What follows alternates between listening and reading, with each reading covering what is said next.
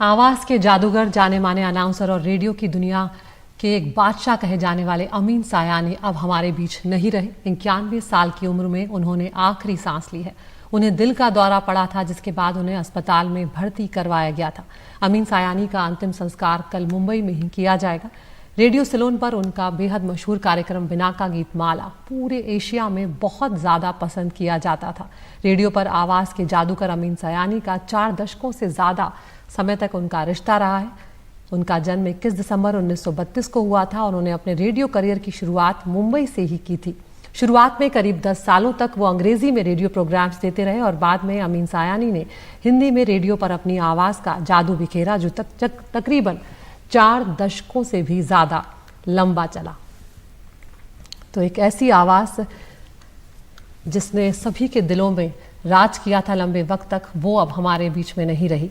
हमारे साथ हमारे एंटरटेनमेंट एडिटर प्रशांत सिसोदिया इस वक्त जुड़ रहे हैं। प्रशांत, एक बेहद दुखद खबर ये इसलिए भी है क्योंकि आवाज़ की दुनिया के फनकार अमीन सायानी रहे हैं और जिस तरह से वो अपने शो को प्रेजेंट करते थे, शुरुआत में वो बहनों और भाइयों बोलते थे और उसके बाद जब आते थे तो घर हो, दुकानें हो, सब लोग वो शो सुनने के लिए इंतज़ार करते थे। प्रशांत, हमको अच्छे से याद है।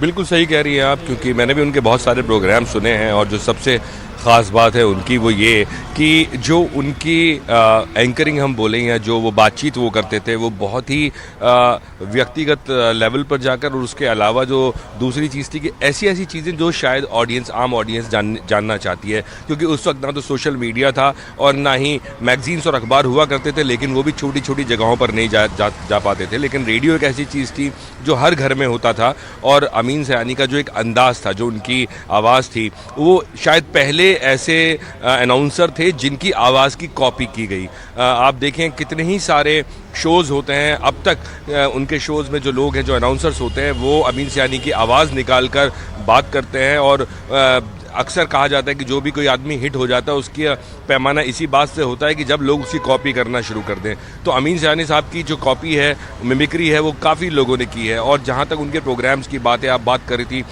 बिना का गीत माला, जो कि बाद में सिबा का गीत माला भी हुआ, और सबसे ख़ास बात है कि ये 1952 में शुरू हुआ था और करीब 42 साल तक ये चलता रहा।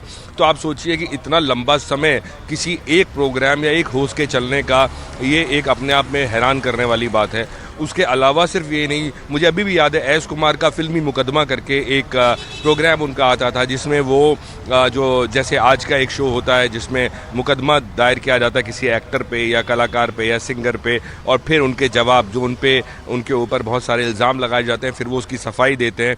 तो इस तरह का एक प्रोग्राम था उनका, और रेडियो सिलोन से वो उनका ये प्रोग्राम आता था। सिर्फ इंडिया में, इंडिया से बाहर भी रेडियो को जिस तरह से उन्होंने पॉपुलराइज किया।